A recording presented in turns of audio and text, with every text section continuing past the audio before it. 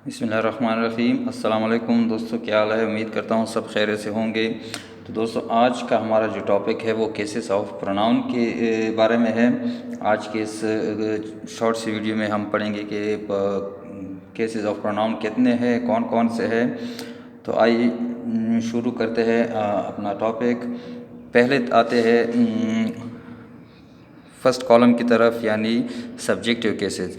दोस्तों, ये जितने भी आप देख रहे हो, पहले जो है 1 2 3 4 5 6 7 8, यानी ये जो पहले 8 है ये सब्जेक्टिव केसेस है। एक चीज़ और मैं आपको बता दूं कि ये आई और वी जो है ये फर्स्ट पर्सन प्रोनाउन है सब्जेक्टिव केसेस में। इसके अलावा ही, शी और इट जो है ये थर्ड पर्सन प्रोनाउन में आते हैं, और दे जो है ये भी थर्ड पर्सन प्रोनाउन में आता है, लेकिन ये प्लूरल फॉर्म में आता है। इसके अलावा ये जो यू है ये और ये दोनों ये सेकंड पर्सन प्रोनाउन में आते हैं। अब आते हैं दूसरी तरफ, ये जो कॉलम नंबर 2 है टॉप पर लिखा गया है, ये सारे जो है ये ऑब्जेक्टिव केसेस है। तो देख ले, आई का जो है वो ऑब्जेक्टिव केस जो है वो मी है, यू का वही है यानी यू है, ही का हेम है, शी का जो ऑब्जेक्टिव केस है वो हर है, वी का जो है वो अस है, यू का जो है वो यू ही है, और दे का जो है वो देम है, एट का एट ही है। इस तरफ अब आइए पॉजिटिव केस की तरफ, यानी कॉलम नंबर 3 में आप देख सकते हैं ये जितने वर्ड्स लिखे गए हैं ये सारे पॉजिटिव केसेस है। पॉजिटिव दोस्तों ज़ाहिर करते हैं मलकियत को। ये जितने भी अल्फाज है ये जब हम इस्तेमाल करेंगे तो वहाँ वो सेंटेंस में मलकियत से उसका यानी इसका मुराद वो मलकियत होगा जब भी हम ये वर्ड्स इस्तेमाल करेंगे।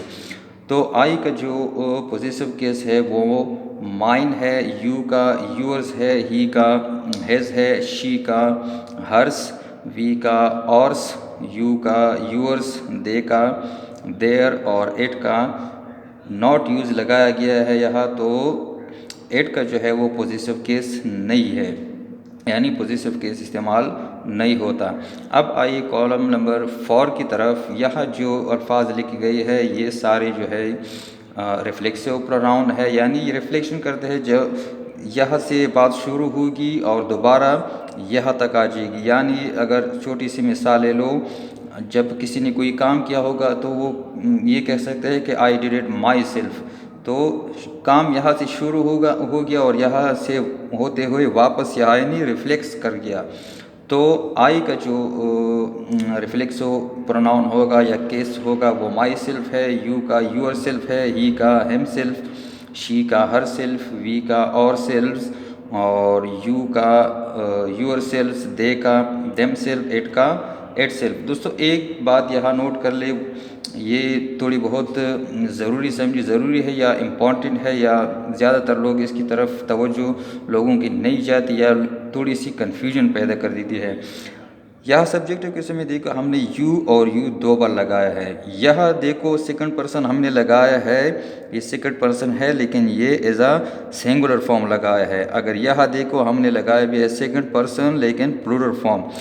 अब ये यू जो है ऑब्जेक्टिव केसेस और सब पॉजिटिव केसेस इन दोनों का एक जैसे है, यानी यहाँ भी यूर्स लगाया है, यहाँ भी यूर्स लगाया है।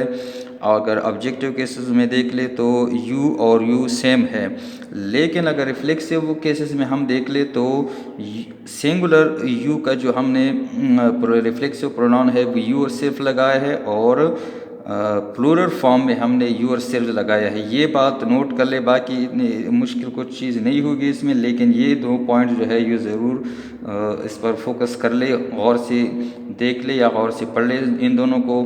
ये कभी कभी कन्फ्यूजन पैदा कर देते हैं, बाकी इनमें इतना मुश्किल कुछ नहीं है, गौर से देखना इंशाल्लाह आसान है। बाकी अगर कोई मसला भी हो आप लोगों को तो आप कमेंट्स में बता सकते हो कि इसमें मज़ीद क्या एडिशन करनी चाहिए, या और अगर किसी को कोई चीज़ या कोई पॉइंट्स जो है वो समझ ना आया हो तो वो कमेंट्स में बता सकता है कि ये चीज़ मज़ीद एक्सप्लेन कर ले ताकि वाज़े हो जाए। तो हम इंशाल्लाह वो दोबारा भी बना सकते हैं, वो कर लेंगे, या कमेंट्स में भी हम बता सकते हैं कि क्या मसला है, वो इंशाल्लाह अब हल कर लेंगे। तो दोस्तों, आज के लिए बस यही, इंशाल्लाह मिलते हैं नेक्स्ट वीडियो में। अल्लाह नेगेबान।